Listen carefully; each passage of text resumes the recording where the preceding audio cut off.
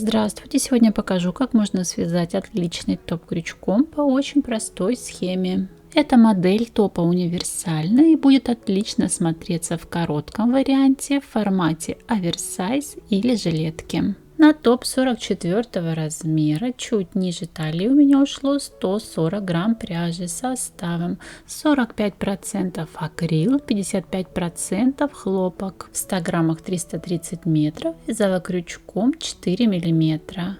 Топ вяжется в виде двух одинаковых прямоугольников. Длинная сторона прямоугольника – это расстояние от передней части талии до спинки через плечо. Ширина прямоугольника – это расстояние от центра груди до бокового шва. Эти прямоугольники складываются пополам по длинной стороне, формируя плечо, и сшиваются в центре груди и спинки, формируя вырез горловины, и в боковых швах, формируя пройму. В конце работы сформируем обвязку по низу топа, на чем закончим наше изделие. Начнем вязать первое прямоугольное полотно по длинной стороне. Наборный край оформим удлиненными столбиками с накидом. Используя крючок 4 мм, провяжем 3 воздушные петли. Сделаем накид на крючок и, зацепив 2 стенки первой воздушной петли, провяжем воздушную петлю и столбик с накидом.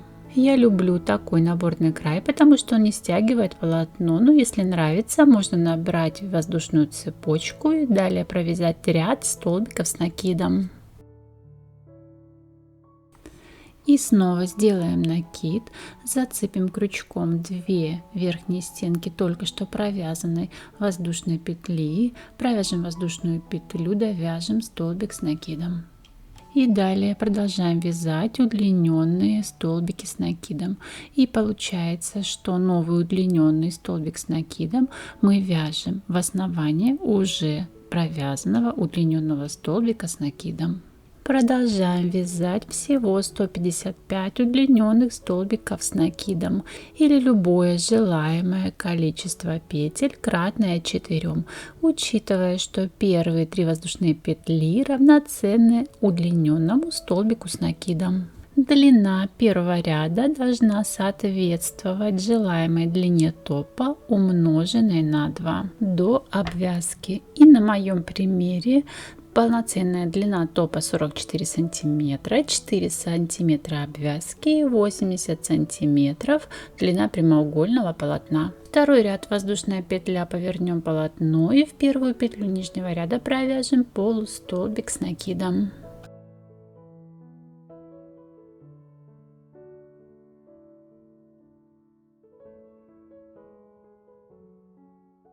Пропустим одну петлю нижнего ряда и в следующую петлю провяжем столбик без накида, плюс 2 воздушные петли и еще один столбик без накида, сформировав такую небольшую арку из 2 воздушных петель, по краям обрамленную столбиками без накида. Пропустим 2 петли нижнего ряда и в следующую петлю провяжем столбик без накида, плюс 2 воздушные петли, плюс столбик без накида.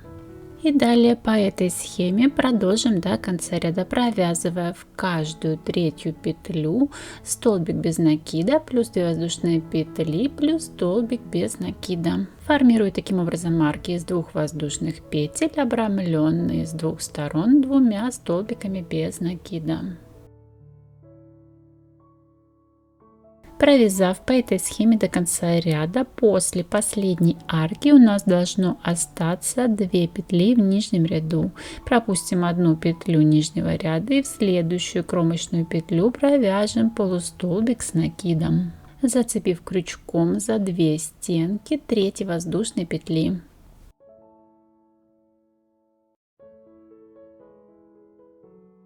Третий ряд воздушная петля, поворачиваем полотно и в первую петлю нижнего ряда провяжем полустолбик с накидом. Пропустим одну петлю нижнего ряда и в арку из 2 воздушных петель провяжем 3 столбика с накидом. Заводим крючок под воздушные петли в центр арки.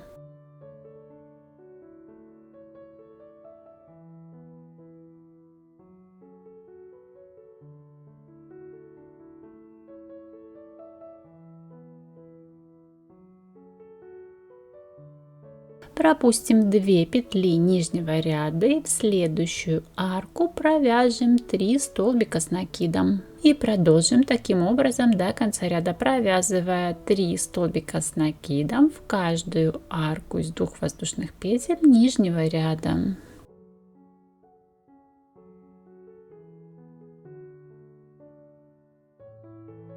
Провязав последнюю тройку в конце ряда, пропустим 1 петлю нижнего ряда и провяжем полустолбик с накидом в нижний кромочный полустолбик с накидом, зацепив крючком за 2 его верхние стенки. И в принципе это весь наш вертикальный раппорт. И начиная с 4 ряда дублируем схему 2 и 3 рядов, где в четных рядах формируем арку из 2 воздушных петель, обрамленную столбиками без накидов. В центральном столбике тройки нижнего ряда. В нечетных рядах вяжем тройку столбиков с накидом в каждую арку. В кромочных зонах вяжем полустолбики с накидом, как заканчивая, так и начиная полотно, при этом пропуская по 1 петле нижнего ряда до и после кромочных полустолбиков с накидом.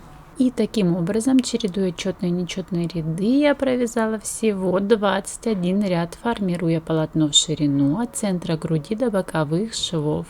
И ширина моего полотна составила 22 сантиметра. Хотела отметить, что нужно закончить обязательно на нечетном ряду, на ряду из столбиков с накидом. Аналогичным образом свяжем второе абсолютно одинаковое полотно и сформируем боковые швы до проймы. Пополам сложив полотно с изнанки, в районе последнего ряда я провязала 45 соединительных столбиков.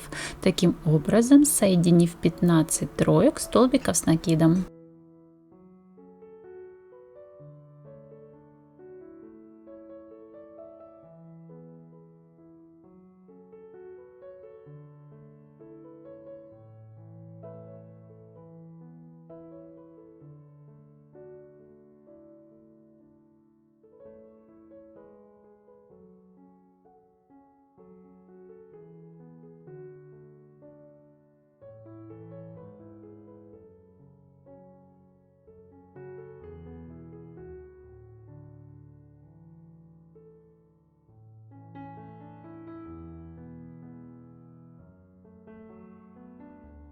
Количество соединительных столбиков может быть любым в зависимости от желаемого размера проймы. И сформировав по одному боковому шву в каждом полотне, соединим наборные края с лицевой стороны каждого полотна в центре топа и со спинки. От талии к вырезу горловины с лицевой стороны первого полотна заведем крючок за 2 верхние стенки первой петли. И с лицевой стороны второго полотна заведем крючок за 2 верхние стенки первой петли. Протянем через них рабочую нить.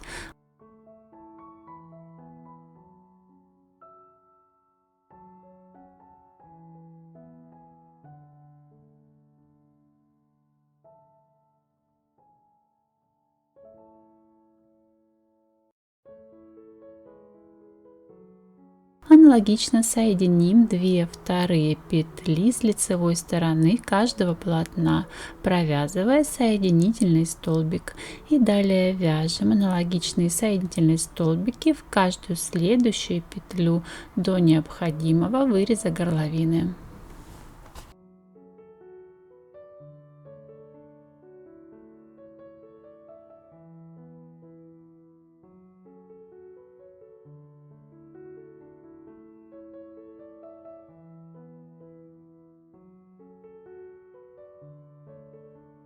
Таким образом, я провязала всего 50 соединительных столбиков, и со спины соединим 2 полотна, также регулируя вырезы горловины по желанию. Соединив наше полотно, выполним обвязку с лицевой стороны полотна, провязав столбик без накида в каждый кромочный столбик полотна. То есть мы помним, что в горизонтальных рядах мы провязывали полустолбики с накидом в виде кромочных столбиков. И теперь провязываем столбик без накида в каждый кромочный полустолбик с накидом, таким образом формируя обвязку.